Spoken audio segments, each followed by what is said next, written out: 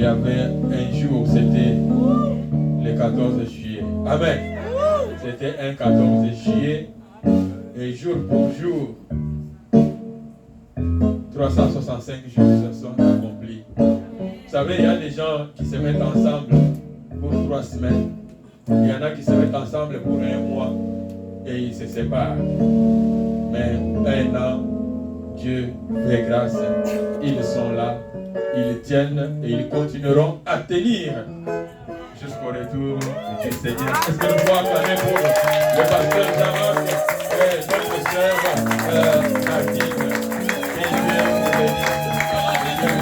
Dieu vous bénisse. Voilà. Quelqu'un peut les embrasser pour. Si tu es célibataire, tu peux les embrasser pour peut-être avoir aussi. Voilà, profitez-en.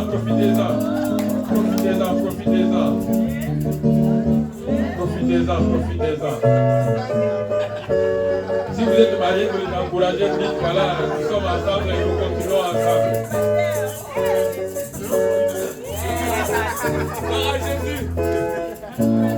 À tour de rôle, amen.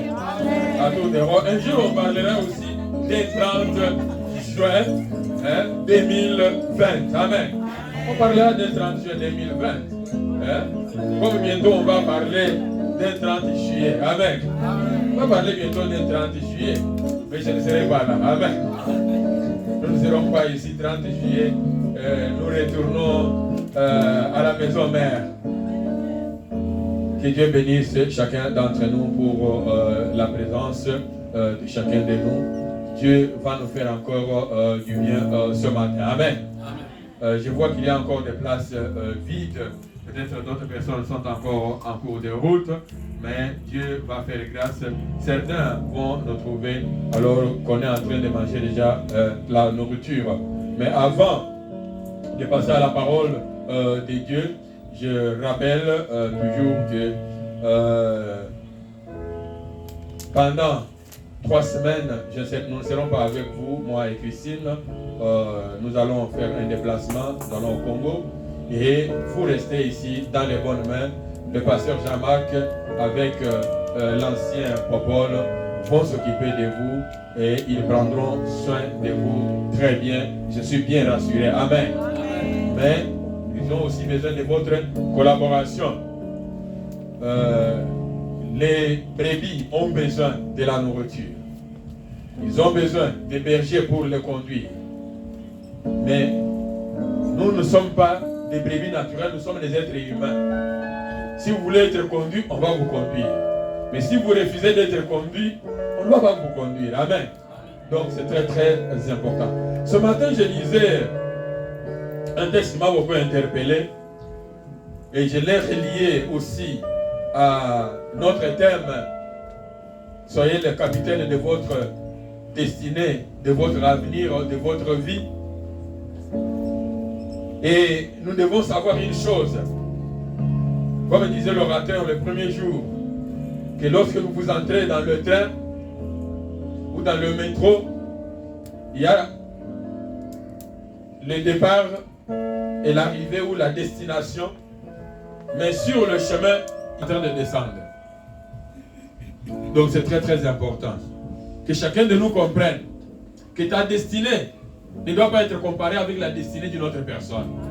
Toi, tu as ta destinée propre à toi. Amen. Lui a acheté la voiture, mais toi, ce n'est pas la voiture. Toi, peut-être, c'est seulement une paire de souliers. Amen. Ouais. Donc, regarde, tu dois focaliser sur toi. C'est-à-dire qu'il faut demander à Dieu de te révéler où est-ce qu'il veut que tu sois, qu'est-ce qu'il veut que tu sois réellement. Il y a Corée et d'autres personnes qui un jour ont commencé à contester le leadership de Moïse. Moïse a été appelé par Dieu, on lui a donné la mission, voilà, ta destinée c'est de prendre les enfants d'Israël, de les amener à tel endroit. Mais il y a un groupe de gens qui ont commencé à contester ce leadership-là.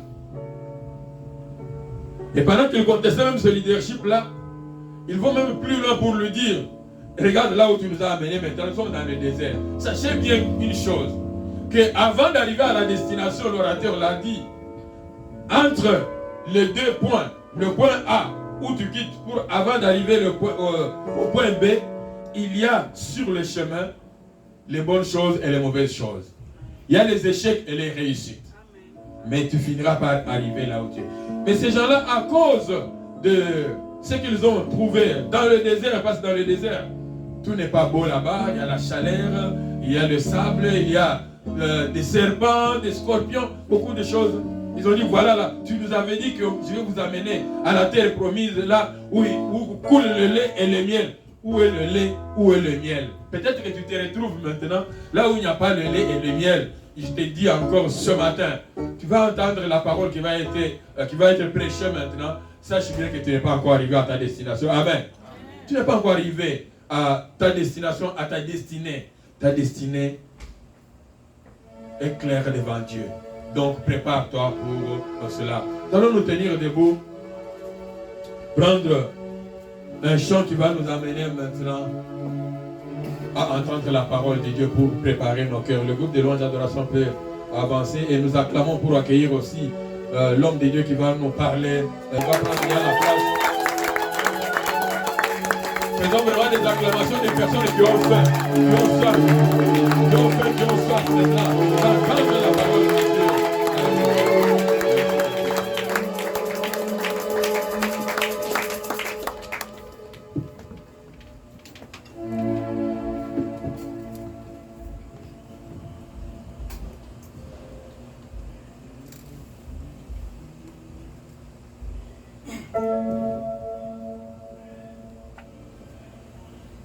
J'ai que rien n'est impossible. Je reconnais que tu peux tout.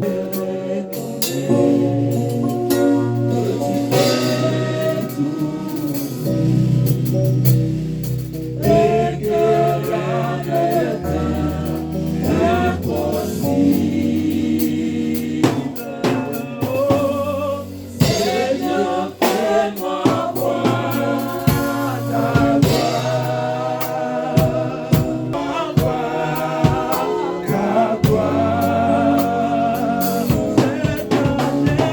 Seigneur, fais-moi voir ta gloire. Oh, Jésus, Seigneur, fais-moi voir Seigneur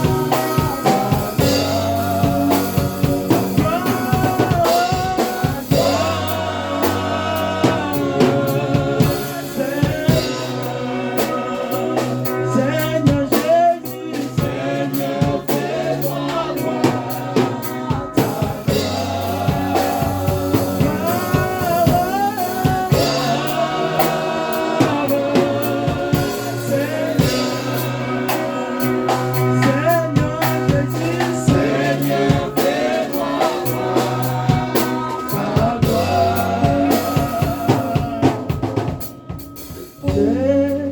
je reconnais que tu fais tout, toutes les fois. et que rien n'est impossible. Je reconnais que tu fais tout et que rien n'est impossible. Seigneur, fais-moi voir ta gloire.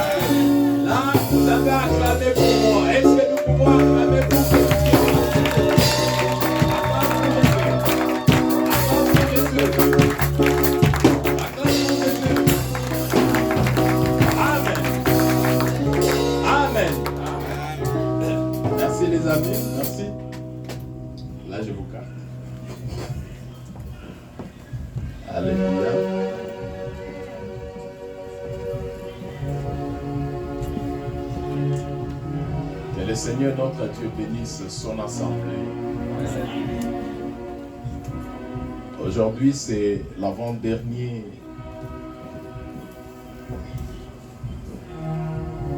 intervention que nous avons. Nous serons encore ici ce soir.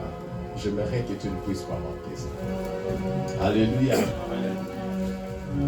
J'aimerais que tu ne puisses pas manquer surtout ce soir. Pourquoi? Parce qu'il y a un bon message. Le Seigneur sera en œuvre. Et il y a un peuple ou quelqu'un qui sera béni. Alléluia. Je vous dis en avance les thèmes que nous allons pouvoir développer ce soir. Ça sera quelqu'un veut voler ta bénédiction. Ou quelqu'un veut détourner plutôt ton destin. C'est ce que nous allons pouvoir parler ce soir. Et là, nous continuons avec notre intervention d'hier. Et avant d'avancer, j'ai dit merci au Seigneur surtout pour ce moment. Merci pour tous les amis qui sont là. Particulièrement à l'homme de Dieu, Papa Maître, qui est venu de loin, juste pour nous suivre aujourd'hui. Que Dieu vous bénisse et bénisse aussi la famille. Vous êtes les bienvenus. Et je profite aussi pour dire merci à l'ange de la maison, Papa Richard et Maman Christine, qui nous ont fait cet honneur d'être là. Alléluia. Sans eux, on n'allait pas être ici. Et nous partons tout droit à notre message de ce soir, ou de cet avant-midi, si nous pouvons peut-être le dire comme ça. Hier, nous avons parcouru quelques points importants qui font partie de notre destin. Et l'avant, ou les tout premiers jours quand on a commencé, Nous avons essayé d'expliquer, de montrer ce que c'est un capitaine et ce qui signifie un destin. Il a fallu que quelqu'un puisse d'abord comprendre ce que c'est un capitaine et le destin signifie quoi dans la vie. Nous avons expliqué cela. Et hier, je vous ai donné le parcours de ma propre vie en prenant quelques points importants de ce que j'ai vécu pendant le parcours de ma vie. Et je vous ai bien expliqué que la vie, c'est comme un voyage. Vous quittez d'une provenance vers une destination. Et comme papa venait de répéter ce que j'avais dit, j'ai dit que pendant ces 2 points qui nous séparent, il y a des réalités que nous rencontrons. Ces réalités peuvent être bonnes, tout comme ça peut être mauvaises. Et il y a des choses que nous rencontrons qui nous font fâcher. Et il y a certaines choses que nous rencontrons qui nous font rire. Alléluia. Amen. Alléluia. Amen. Et on ne peut jamais parler de la vie sans faire mention à un destin ou à une destination ou à une destinée. C'est impossible. Pourquoi? Parce que la vie commence de quelque part et vous partez aussi quelque part. Nous avons essayé un peu d'expliquer comment se passe, quel genre de réalité nous rencontrons pendant notre parcours et les erreurs que nous commettons de fois pour ne pas atteindre l'objectif de ce à quoi le Seigneur nous a appelés. Je vous ai fait voir que le destin ou la réussite dans la vie n'est pas synonyme, n'est pas lié à l'argent seulement. N'est pas lié, ou quand nous parlons de la bénédiction, nous ne voyons pas seulement le fait de rouler une grosse bagnole ou d'acheter une maison ou de faire des voyages. Ce n'est pas ça le synonyme d'être béni. Ce n'est pas ça. Ça, c'est juste un complément de choses qui s'ajoutent à notre vie. Alléluia. Mais la bénédiction, je vous ai dit que c'est quelque chose qui est spirituel. C'est là-bas. Quelqu'un qui est béni, quel que soit ce qui va arriver, il reste béni. Amen. Alléluia. Amen. Il reste béni. Si Dieu a déclaré que sur toi, ou à travers toi, je vais faire ceci ou cela, même si cette terre s'ouvrait et que tout le monde devait être englouti, toi tu vas rester vivant. Amen. Pourquoi? Parce qu'il a dit que tu sois là. C'est ça la bénédiction. Amen. Alléluia. Amen. Alléluia. Amen. Il y a des gens dans leur parcours qui ont commis beaucoup d'erreurs. Pourquoi? Parce qu'ils ont jugé les choses selon leur propre entendement. Ils ont vu seulement avec les yeux physiques, mais sans pour autant voir avec les yeux spirituels. Je vous ai donné des exemples comment les gens ont pu rater certains mariages. Pourquoi? Parce qu'ils ont regardé quelqu'un, ne fût-ce que par son présent, mais sans autant penser sur son futur, que deviendra cette personne. Et je vous ai fait rire en disant, surtout les femmes ou les filles d'aujourd'hui, qui veulent uniquement que les moupatas. Quand toi tu viens dans sa vie, il faut avoir les moupatas. Or, avoir les moupatas n'est pas synonyme de l'amour. Je peux te donner l'argent, mais je t'aime pas. Or, quelqu'un qui vient devant toi, qui n'a rien, mais avec son cœur sans argent, peut très bien te protéger, peut très bien te chérir de plus que quelqu'un qui va te donner quelque chose. Amen.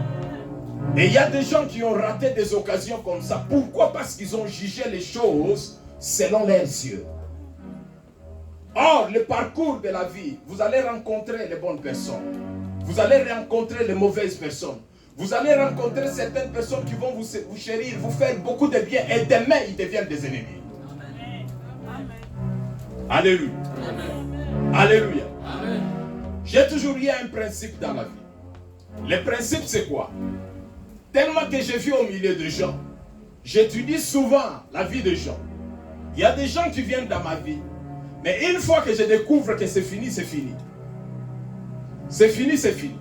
L'exemple que je vous ai donné hier dans les livres de Juges, au chapitre 11, verset 1 à 11, où nous avons parlé de Jephthé. Jephthé était resté avec ses frères pendant longtemps. Mais un jour, ces gens sont levés.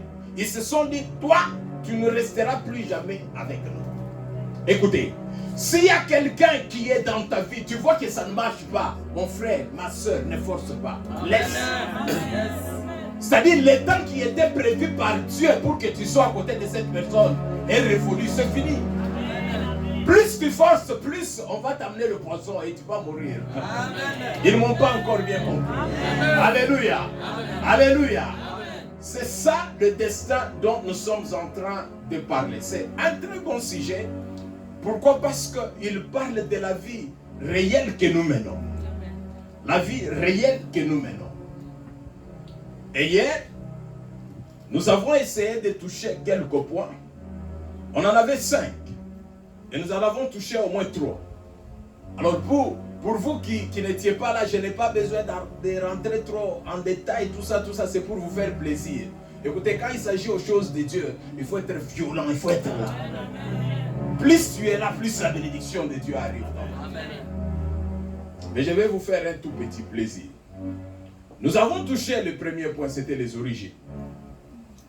Et nous avons montré comment les origines des gens n'ont rien à voir avec ce que Dieu a préparé pour leur vie. Des fois, les erreurs et l'ignorance dans la vie nous font croire que tel que moi je suis, d'où je suis sorti, je ne peux pas atteindre telle ou telle autre chose. Je ne peux pas aller à tel endroit. Pourquoi? Parce que je suis sorti de telle origine. Or, c'est une erreur de ta part. Dieu ne voit pas tes origines. La plupart des gens, je vous ai dit, qui sont grands aujourd'hui dans le monde, cherchent à connaître leur histoire. Les vaillants hommes que nous avons aujourd'hui, cherchez au moins à connaître leur histoire. Vous comprendrez ce que j'ai dit. Et là, je vous ai montré hier comment Dieu s'est choisi de certaines personnes qui sont sorties de mauvais ventres, entre guillemets, mais qui ont été choisis par Dieu pour accomplir une mission bien précise. Jephthé, dont nous avons parlé, il a été chassé par ses propres frères, non pas qu'il avait volé, non pas qu'il leur avait fait un mal, mais ils ont décidé de les chasser. Pourquoi? Parce que c'était un enfant d'une prostituée. Comme toi tu es un enfant d'une prostituée, tu ne peux pas hériter ensemble avec nous, tu dois quitter. Et le monsieur est parti. C'est-à-dire, son erreur, son péché qu'il a commis, c'est de sortir d'un ventre d'une femme que lui n'avait pas décidé. Or, quand sa maman et son papa étaient quelque part, je ne sais pas si lui était là. Et je vous ai demandé hier, est-ce que c'est un crime ou c'est un péché de sortir d'une femme prostituée? Ou de sortir d'une relation ambiguë? Ou sortir, je ne sais pas, de quelqu'un qui ne voit pas, parce que nous en voyons tous les jours ici. Une folle en train de monter, de descendre, mais tu as connu cette folle il y a longtemps. Subitement, curieusement, tu la vois, elle est enceinte. Tu te demandes, mais qui l'a enceinté? Et elle-même ne te dira même pas le nom de la personne qui l'a enceinté. Mais cet enfant qui sort, quel est son péché? Est-ce que c'est parce qu'il est sorti de ce ventre que Dieu ne peut pas jeter son dévolu sur lui? C'était ça la question que nous nous étions posées. Et je vous ai donné un exemple de cette dame de Rahab qui était aussi une prostituée dans la Bible. Mais elle avait pris le risque de cacher ses espions. Et voilà, à travers elle, de son ventre, elle nous a fait sortir ce monsieur appelé Boaz. Boaz n'était pas n'importe qui en Israël. Il était celui qui avait la charge du rachat sur toute l'Israël. C'était un Bill Gates de son temps. Oh, ils ne m'ont pas bien saisi. J'ai dit que c'était un Bill Gates de son temps. Boaz. Mais il est sorti de quel ventre? Tu as un problème de te juger, de compliquer ta vie inutilement. Pourquoi? Parce que tu te dis, je suis venu de telle part. Je vous ai donné mon propre témoignage. Je vous ai dit que toi, quand toi tu cherchais, c'est-à-dire tu prenais plaisir à porter, prenais plaisir, je ne sais pas, à faire des vacances. Moi, je prenais plaisir, c'est-à-dire quand on prépare, je vois on est en train de préparer le foufou. Les foufous, sans condiment, ça me faisait plaisir. C'est-à-dire c'était une chance que j'ai trouvée dans la vie. Oh, je vais manger aujourd'hui. Un foufou, mais avec du sel. Alléluia. Amen. Alléluia. Amen. Je ne mangeais pas les foufous parce qu'il était tellement bon, mais j'ai mangé les foufous juste pour remplir mon ventre. Pourquoi? Parce qu'il a fait longtemps sans manger. Mais un jour, je m'étais révolté. Je m'étais dit, cette souffrance, cette misère de cette famille doit s'arrêter à partir de moi. J'ai dit que cette souffrance doit s'arrêter à partir de moi. Je m'étais révolté comme ça. Et j'ai commencé à parler un autre langage qui était totalement différent du langage de mes grands-pères, de mes pères, de mes aïeux, de mes aïeux, de mes aïeux, y compris mon propre père. J'ai changé d'histoire. Je suis arrivé en Europe il y a 8 ans passés. Mais si je vous dis des choses que j'ai réalisées pendant 8 ans, vous direz que ce monsieur a la magie. Pas la magie. Ça, je suis tellement révolté dans mon esprit que j'ai doute et je ne crois pas à l'échec. Me comprends pas. J'ai dit que je suis tellement révolté dans ma vie que je ne crois jamais à l'échec. Celui qui échoue, c'est quelqu'un qui ne se connaît pas. Mais je connais qui je suis. Je connais celui qui m'a établi. Je connais d'où je viens. Je connais les choses que j'ai fait face et j'ai vaincu. Alléluia. Alléluia.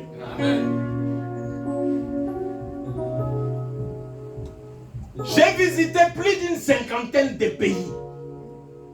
Dans cet espace que je vous dis, ce n'est pas dans 20 ans. Je vous dis dans cet espace que je vous dis là. J'ai visité plus d'une 50aine de pays. Pourquoi? Je m'étais dit un jour, je m'étais dit moi, j'irai en Europe.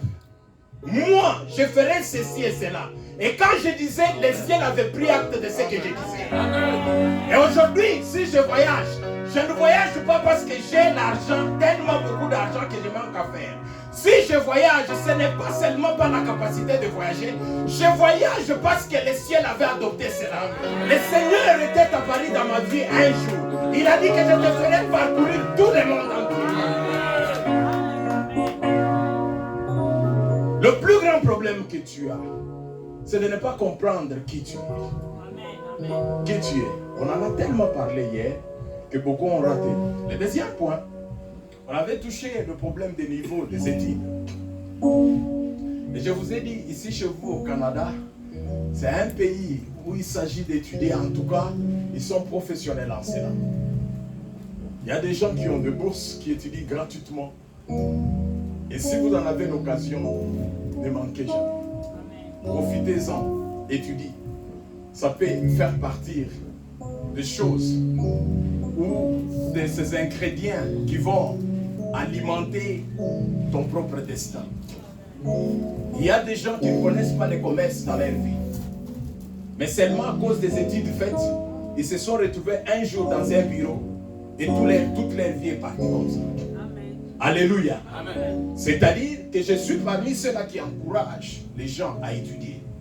Mais je suis allé plus loin hier pour te faire voir que chez nous au Congo, d'où nous sommes sortis, les études sont payables. J'ai vu des familles, des parents qui sont incapables de payer les études de leurs enfants.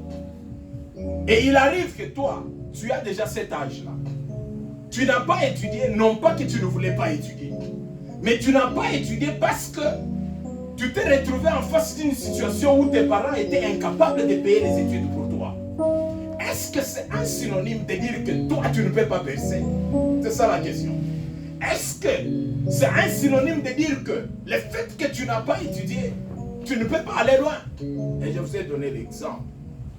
Et cet exemple, c'était l'exemple de Joseph, dans le livre de Genèse au chapitre 39. Nous avons vu ce monsieur qui était arrêté ou vendu à l'âge de 17 ans par ses propres frères. Et il est sorti de la prison à l'âge de 30 ans. De 17 à 30 ans. Quelle université il a fait? Qu'est-ce qu'il a fait pour qu'il devienne Premier ministre? Or, ce monsieur, avec tout cet arsenal de gens qui l'entouraient, qu'est-ce qu'il dit? Il dit ceci: où trouverions-nous un homme ayant l'Esprit de Dieu en lui comme ce monsieur? C'est-à-dire, il était unique à son genre, il n'y avait pas de gens comme lui. Pourquoi? Parce qu'il avait l'Esprit de Dieu en lui. Et je vous ai dit dans le livre des Romains, au chapitre 8, le verset 1, qui dit ceci: si l'Esprit qui a ressuscité Christ d'entre les morts habite dans ton corps mortel, Cet esprit est capable de changer beaucoup de choses. Cet esprit peut t'enlever d'une part pour te faire monter d'une autre part. Je me suis révolté, j'ai quitté le toit paternel. On n'en avait même pas, on ne peut même pas appeler ça un toit paternel. Je ne sais pas comment on peut l'appeler. Mais je me suis dit, je vais quitter au moins cette bicoque ici pour aller ailleurs. Et là, Dieu m'a visité. Alléluia. Amen. Quand Dieu m'a visité, il a ramené autour de moi les gens qui devaient m'aider à atteindre l'objectif de ce que j'avais dans ma tête. De m'enlever cet esprit de pauvreté qui était en train de peser des années sur les aïeux, y compris mes propres parents. À partir de toi, tu peux changer l'histoire de ta propre famille. Il suffit que la bénédiction descende sur toi, cette bénédiction peut couler sur plusieurs.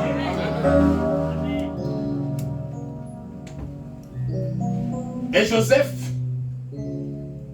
il était l'un des plus meilleurs premiers ministres que l'Égypte ait connu dans ce temps-là.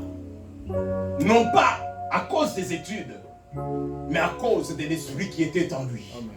Et toi aussi, tu as le même esprit. Pourquoi? Parce que c'est ce même esprit qui nous fait marcher. Alléluia. Alléluia. Et nous avons touché le troisième point qui n'est autre que l'environnement.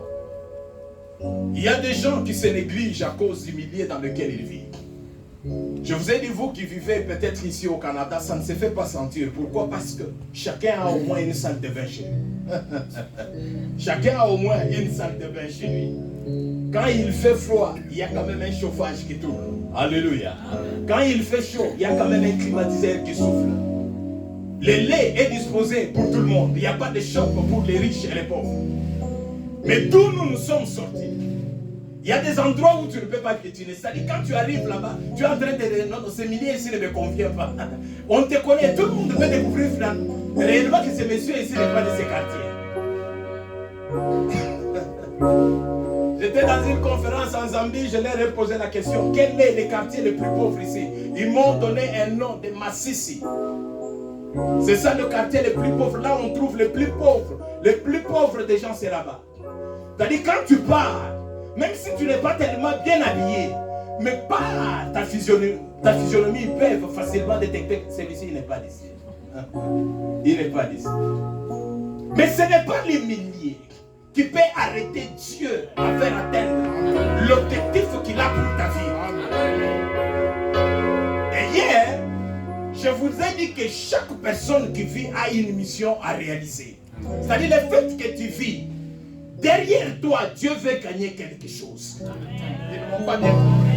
J'ai dit que derrière toi, tel que tu es assis là, Dieu veut gagner quelque chose. Il a un intérêt qui le poursuit. Élie a dit ceci. Il a dit, je suis le seul qui est resté. On a tué tous tes prophètes. Et là, Dieu s'est révolté. Il a dit, s'il y avait quelque chose que tu ne pouvais pas dire, c'est ce que tu viens de dire là. Tu n'es pas le seul. Il y en a encore 7000 qui sont cachés. Nous sommes comme des pions sur la table. Nous sommes comme des pions. C'est-à-dire, Dieu se sert de n'importe quel pion. Toi, tu joues ton rôle, l'autre joue son rôle, celui-là joue son rôle. Amen. Mais lui reste le maître et le patron de tout. Amen. Et je vous ai donné cet exemple pour l'environnement de ce monsieur du nom de Mephibosheth. Mephibosheth n'était pas n'importe qui. C'était un fils qui venait d'une famille royale. Le petit-fils de Saül et le fils de Jonathan ami à David. Mais les circonstances de la vie ont fait que Jonathan se retrouve à un endroit où quand son père était roi, il y avait des gens qui vivaient là-bas. Un endroit appelé Lo-Débar. C'est là où il s'était retrouvé. Mais Dieu s'était encore souvenu de lui. C'est comme toi dans la vie. Un jour, tu as mené une très bonne vie. De plus que ce que tu mènes aujourd'hui ici au Canada. Tu as été dans de très bonnes conditions où tu n'enviais personne. Au contraire, c'était les gens qui t'enviaient. Mais la vie a basculé. La vie a changé. 9 et Badouka et Komanango 6. J'ai dit que 9 a changé. Et 9 est devenu 6. Tu t'es retrouvé en train de mendier ce que toi tu n'avais jamais connu. ça peut arriver dans les circonstances de notre provenance vers notre destination. Et il y a des gens qui ont tellement souffert comme moi, où je vous ai parlé hier comment j'ai passé mes études humanitaires. La 6e année des humanités, j'ai eu un seul pantalon et un seul polo blanc. Tellement qu'on l'a lavé, il a changé la couleur blanche à une autre couleur que je ne sais pas vous dire ici si c'était quelle couleur. Mais ce n'est pas le fait que en 6e année j'avais un seul pantalon qu'aujourd'hui j'en ai toujours un. Non, ça peut changer. Ils ne m'ont pas compris. J'ai dit que ça peut changer.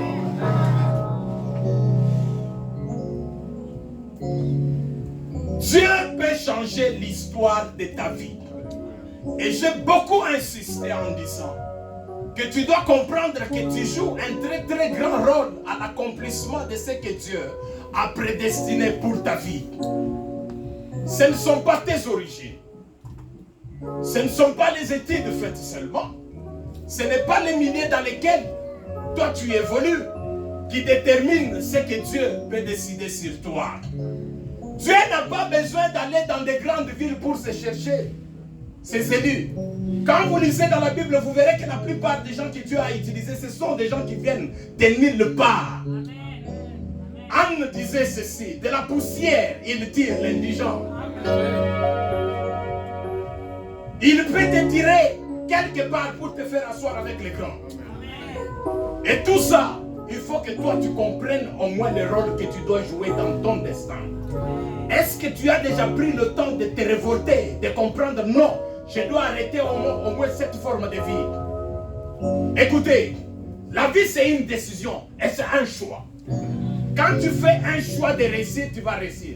Quelles que soient les circonstances qui peuvent être devant toi. Et Dieu ne s'est jamais servi des gens qui sont lâches, je l'ai dit hier. Dieu se sert des gens qui prennent des décisions comme David. Qui est cet incirconcis qui est en train d'insulter mon Dieu tous les jours? Et quand Goliath a commencé à terrasser le peuple d'Israël, David n'était pas encore là. Il a trouvé cette circonstance et il s'est révolté. Du moment où il s'est révolté, Dieu l'a appuyé, il a dit, c'est celui-ci qui a compris maintenant. Amen. Alléluia. Amen. Alléluia. C'est celui-ci qui a fait quoi? Qui a compris maintenant. Et je dois l'appuyer. Est-ce que ça demandait à David beaucoup de choses pour que Goliath meure? Non. Ils ne se sont même pas touchés. Il n'a même pas touché. Il a utilisé juste la pierre angulaire qui est Jésus pour couper la tête et arrêter la vie de Goliath. Le problème, c'est que toi tu comprennes le rôle que tu as joué dans ta propre vie. Ce monsieur de Jephthé, je l'ai dit hier, quand on l'a chassé par ses propres frères, il ne s'est pas plaint. Il n'a pas cherché à aller vouloir parler avec son papa. Que voilà, mes frères sont en train de me chasser à cause de tes propres biens. Il n'a pas fait ça. La Bible dit qu'il s'est élevé et il est parti. C'est tout ce que la Bible nous a dit. Il s'est élevé et il est parti. Mais qu'est-ce qu'il a fait là où il est parti? Il a utilisé la grâce que Dieu lui avait donnée. La grâce de rassembler les gens d'Inéant, de commencer juste à s'entraîner. Et le reste, quand ils sont restés, ils ont entendu parler de ce qu'était devenu Jephthé là où il était. Et ils avaient besoin de lui. Alléluia. Alléluia.